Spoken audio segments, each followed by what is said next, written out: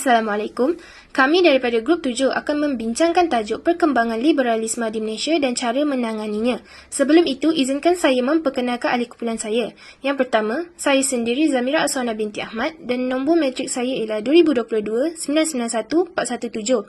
Seterusnya, Nora Syikin binti Insal, nombor matriks 2022 958 835.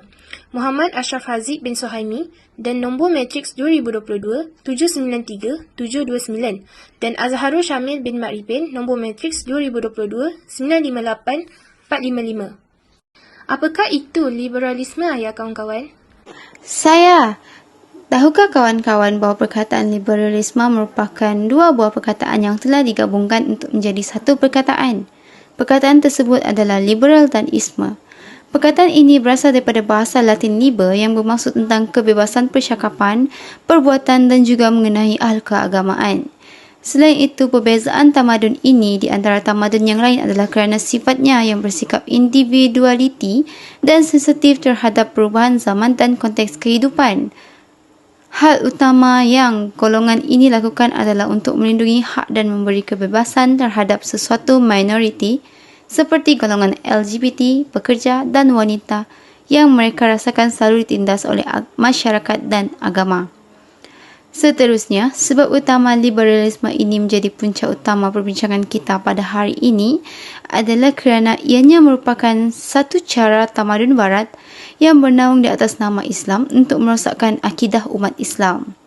Mereka membawa pelbagai ideologi dan pemikiran yang bertentangan dengan syarak Islam. Namun, amalan yang mereka bawa untuk menyesatkan umat Islam ini amat sukar untuk dibezakan kerana mereka menyebarkan hujah dengan bersandarkan ayat Al-Quran. Oh, macam tu. Baru saya tahu apa maksud liberalism. Setiap sesuatu pasti ada asal-usulnya. Dari mana wujudnya sejarah perkembangan liberalisme? Mungkin untuk sejarah perkembangan liberalism atau asal-usulnya, asal-usul perkembangan liberalism ni dari falsafah humanistik ketika zaman Renaissance yang mempersoalkan kuasa gereja dan juga dalam Weeks of the Glorious Revolution di England yang mahukan hak untuk memilih raja. Ia boleh lihat sebagai permulaan penguasaan popular. Gerakan-gerakan ini juga menentang monarki mutlak, merkantilisme dan bentuk agama kuno. Mereka juga mendahului dasar hak individu di bawah undang-undang dan kepentingan berkerajaan sendiri melalui pilihan raya. Liberalism ini tidak hanya mempengaruhi umat Islam je, tapi dia mempengaruhi banyak agama seperti Yahudi dan Kristian sendiri. Liberalism dalam setiap agama sering dikaitkan dengan revolusi industri, perkembangan idealisme politik dan kemajuan teknologi. Dalam menghadapi kemajuan zaman moden ni, pemeluk agama lahir dan mereka memberikan tafsiran baru terhadap kitab-kitab agamanya masing-masing kerana lebih sesuai dengan perubahan zaman dan ideologi mereka. Sehingga beberapa tafsiran tu dia membuat perubahan besar. Selain itu, pemahaman ini juga merebak ke dalam Islam apabila lahir ramai sarjana yang cenderung kepada orientalisme pemikiran barat. Menurut Profesor Dr. Syed Muhammad Naqib Al-Atas, dalam bukunya Islam dan Empat Sekularisme, ia membincangkan macam mana orientalis mencipta senjata ampuh untuk menjatuhkan Islam. Ia adalah pendekatan yang halus untuk memahami Islam dan umatnya. Teknologi maklumat dan internet juga telah banyak mempengaruhi kepada kehidupan umat Islam dan manusia di dunia ini. Baiklah, kami sudah faham. Begitu padat penjelasan daripada Ashraf.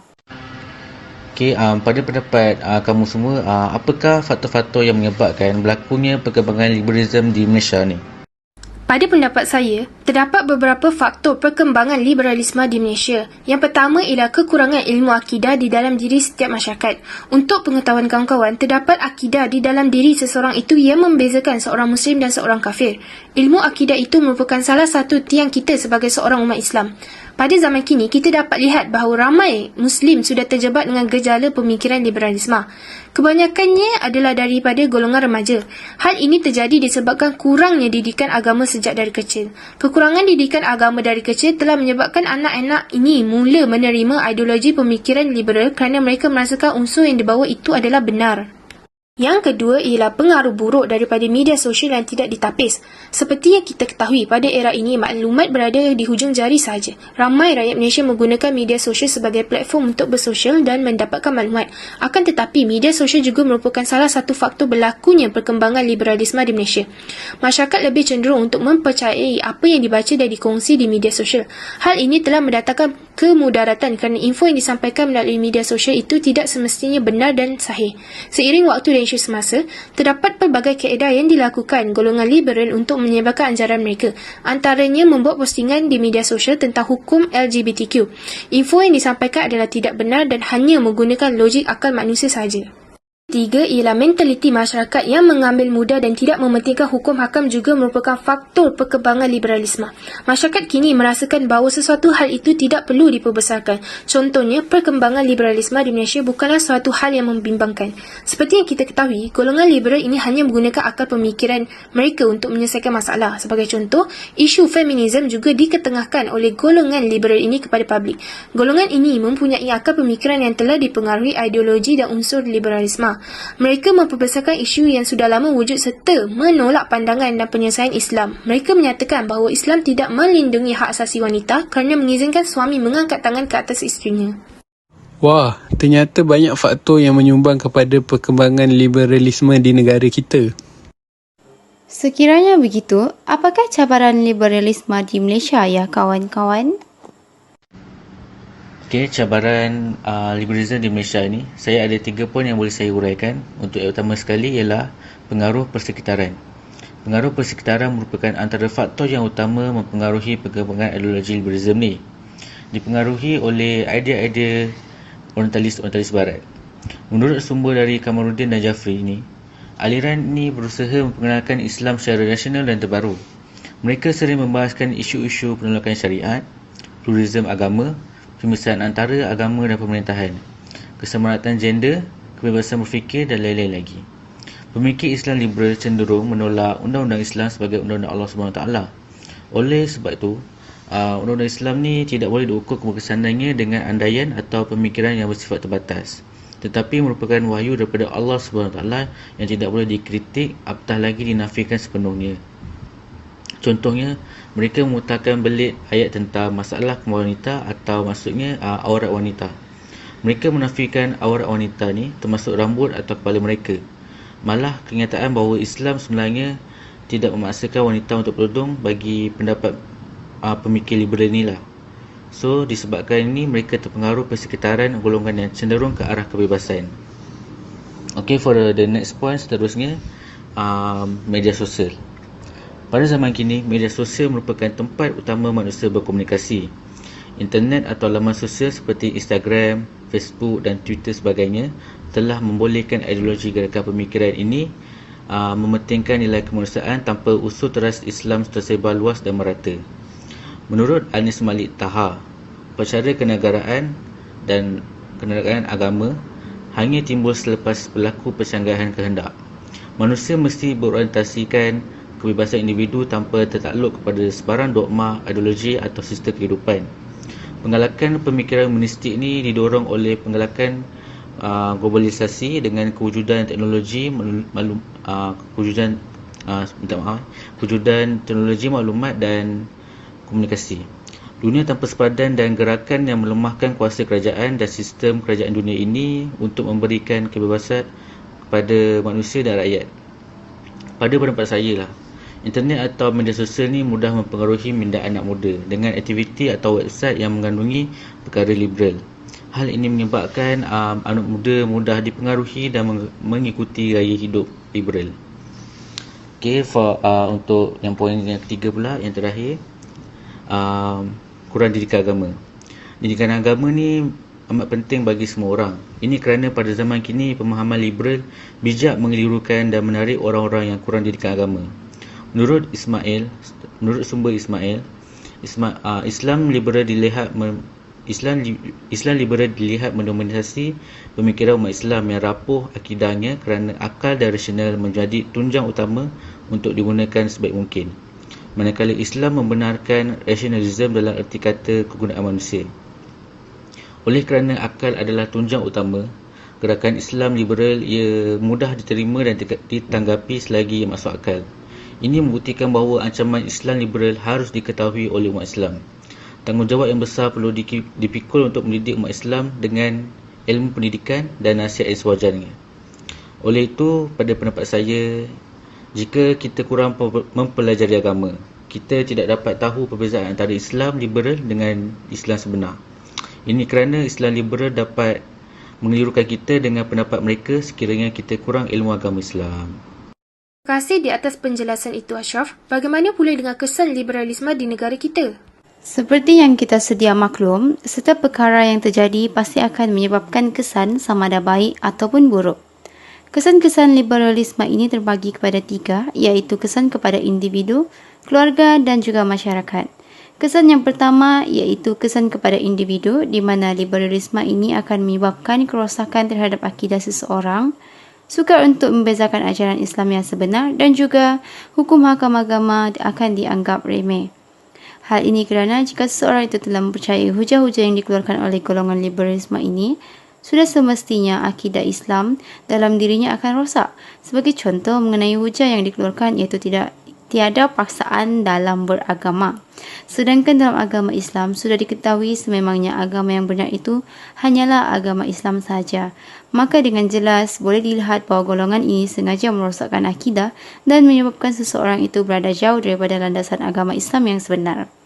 Seterusnya, saya akan menyatakan tentang kesan kepada keluarga, iaitu menyebabkan keluarga dipandang hina oleh masyarakat, terpesong daripada agama Islam dan juga terjadi pergaduhan di dalam keluarga. Jika kita perhatikan dengan teliti, kita pasti dapat membezakan golongan liberalisme ini dan sudah pasti kita tidak mahu dekat dengan golongan ini kerana takut menyebabkan kita terpengaruh dengan hujah-hujah mereka. Oleh itu, sudah pasti sebuah keluarga yang menginginkan anak-anak mereka membesar dengan ajaran Islam yang benar tidak akan membiarkan anaknya bergaul dengan keluarga yang punya ikatan dengan golongan liberalisme ini. Dengan itu, setiap keluarga yang berhubung kait dengan pengamal liberalisme akan dipandang hina kerana mereka membiarkan agama Islam dirosakkan oleh keluarga mereka.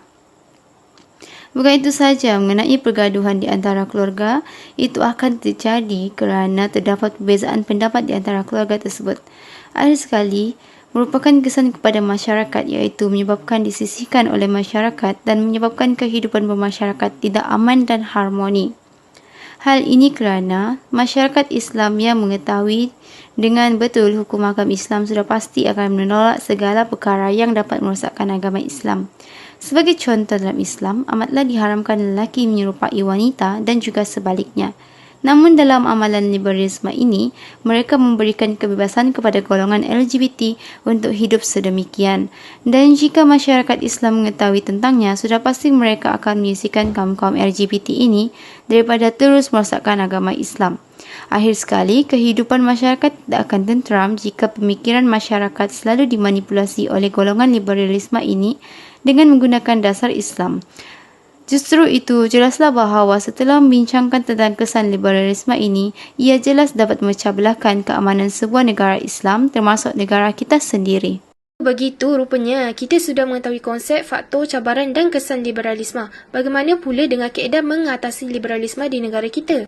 Terdapat beberapa kaedah untuk menangani isu liberalisme ini. Antara salah satu kaedah ialah pihak bertanggungjawab mengambil tindakan yang sewajarnya. Kerana pada masa kini, ramai golongan yang mudah terpengaruh dengan ajaran liberalisme dan hal ini amat-amat membimbangkan sekali.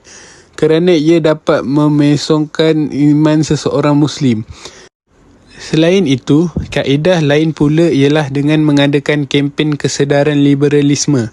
Kempen yang dianjurkan mestilah kempen yang diberi kebenaran oleh pihak yang lebih arif dan bertanggungjawab. Contohnya seperti JAKIM. Hal ini untuk memastikan ilmu dan maklumat yang disampaikan adalah sahih dan benar daripada sumber yang diyakini oleh kerajaan dan jabatan agama Islam untuk mengelakkan berlakunya salah faham. Hal ini kerana golongan liberal ini memilih orang sesat dan keliru sebagai ketua atau jurucakap dan mereka menganggap ulama atau cerdik pandai Islam orang yang konservatif dan tidak tahu hak 15 asasi manusia. Seterusnya adalah memberikan didikan agama yang cukup dari kecil oleh ibu bapa dan orang sekeliling, serta menempatkan diri di persekitaran yang positif serta mencari rakan-rakan yang tinggi ilmu agama agar dapat sama-sama mendalaminya untuk mengelakkan diri dari terjerumus ke dalam aktiviti dan fahaman yang difatwakan sesat serta menyeleweng dari agama Islam seperti liberalisme agar hidup sentiasa aman dan harmoni. Ibu bapa seharusnya memainkan peranan mereka sebagai individu yang bertanggungjawab, mendidik dan membentuk sasiah yang cemerlang dan terbilang dalam diri anak. Kebiasaannya, pemikiran liberal ini dapat dikesan melalui perbualan bersama individu itu. Contohnya, dapat dilihat bahawa individu yang dipengaruhi pemikiran liberal akan sentiasa menyokong perkara-perkara yang bertentangan dengan Islam, walaupun hakikatnya mereka tahu hukumnya haram. Baiklah kawan-kawan, terima kasih di atas penjelasan dan pencerahan yang diberikan. Maka, apa yang dapat disimpulkan daripada perbincangan ini adalah liberalisme merupakan salah satu agenda serangan pemikiran yang sangat meluas pada zaman kini. Ia dapat menjejaskan kesucian dan keharmonian Islam.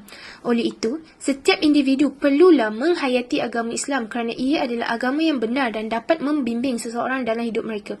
Selain itu, berdasarkan kajian, ramai individu yang terpengaruh dengan liberalisme kerana dipengaruhi rakan-rakan yang kurang mendalami ilmu agama. Maka itu, pemilihan rakan amatlah penting kerana ia mementingkan peranan yang penting dalam hidup kita. Oleh itu, dapat disimpulkan bahawa setiap individu perlulah memilih rakan yang mendalami ilmu agama agar jiwa lebih kental apabila berhadapan dengan serangan liberalisme.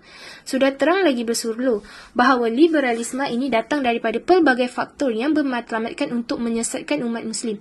Sebagai seorang Muslim yang taat kepada Allah, kita hendaklah berwaspada dan jangan mudah terpengaruh atau terjebak dengan gejala liberalisme. Pastikan iman kita sentiasa dijaga dan perbanyakkan menuntut ilmu agama agar kita dapat memelihara diri kita sebagai seorang Muslim. Kita boleh memperkukuhkan iman kita dengan membaca Al-Quran dengan lebih kerap, mematuhi rukun iman dan Islam, tidak melakukan maksiat, bergaul dengan orang yang soleh dan sebagainya. Sekian, terima kasih.